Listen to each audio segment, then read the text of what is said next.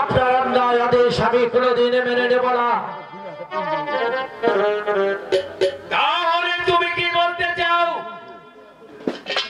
আমি শুধু এতটুকু বলতে চাই, আমি যদি ভিন্ন জাতি হয়ে থাকি তবু আমার মধ্যে মনুষ্যত্ব আছে। অজিরে আজম হলো দরবারে পুরনো কর্মচারী, সে আমার কি অন্যায় করেছে তাকে হত্যা করতে হবে। আপনি আমাকে ক্ষমা করুন, এ কাজ আমি কিছুতেই করতে পারবো না জনাব। তাহলে তুমি পারবে না? না জনাব, আমি এই বেধর্মী চাকরি ছেড়ে দিয়ে চলে যাব, নগরে নগরে ভিক্ষে করে খাবো। তবু আমি অনিষ্ট কাজ কিছুতেই করতে পারবো না জনাব। চাকরির অবসান তুমি কোনোদিন পাবে না গদারাম। আই কোথায় মোড়ল সাহেব?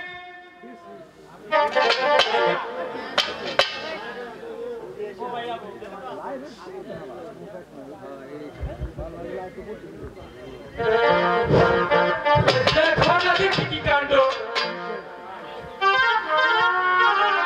আমাকে কেন স্মরণ করেন সাহেব? সাহেব, এই মুহূর্তে এই গদারামের বাড়ি ঘর জ্বালিয়ে পুড়িয়ে তুমি খাঁচার করে দেবে।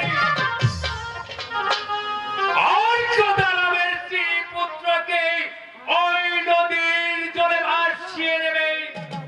এ আমার আদেশ, নিয়ে যাও। ভাই সেনাপতি সাহেব, আপনি আমার অপরাধে মার্জনা করুন। সেনাপতি সাহেব, আপনি এত নিষ্ঠুর হবেন না। সেনাপতি সাহেব, আপনি আমাকে ক্ষমা করে দিন।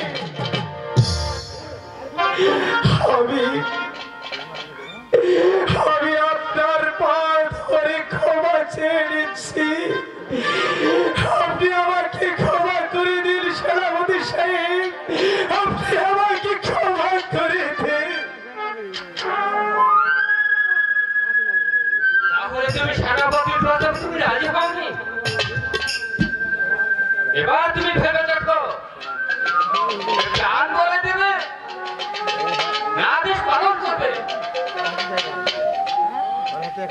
জল্লাদ ভাই, হুজুর সাহেব, তুমি ওই শয়তানের আদেশ মেনে নাও ভাই। হুজুর সাহেব, তুমি আমার জন্য কেন সর্বস্ব হারাবে?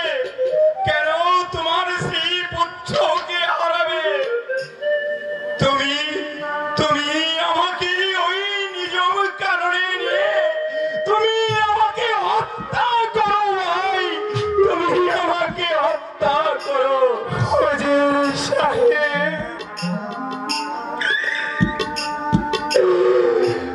আমি আপনাকে কে মরি করে নিজ মরি হত্যা করবো। হুজুর সাহেব, আমি যা করি করলাম। হুজুর সাহেব, আপনি আমাকে ক্ষমা করে দিবেন। আচ্ছা, আমি এই দরবারে নিরুপায়। হুজুর সাহেব,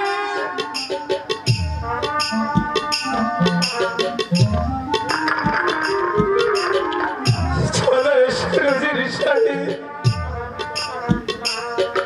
আমি যাচ্ছি, তবে যাওয়ার পূর্বে তোদেরকে একটি কথাই স্মরণ করিয়ে দিয়ে যাচ্ছি। তোরা আজ যে অন্যায় ভাবে আমাকে মৃত্যুর মুখে ফেলে দিলি, তোদেরকেও এমনি ভাবে একদিন মৃত্যুর মুখে পড়তে হবে। সেদিন শত কাঁদলেও তোরা সেই মৃত্যুর হাত থেকে রক্ষা পাবি না, রক্ষা পাবি না, রক্ষা পাবি না।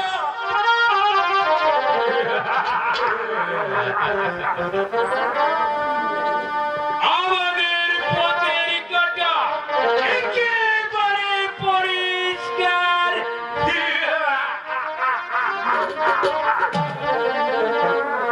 আমি হব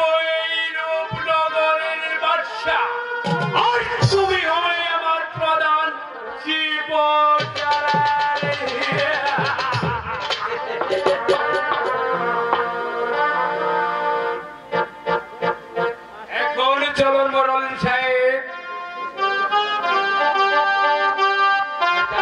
সেনাপতি সাহেব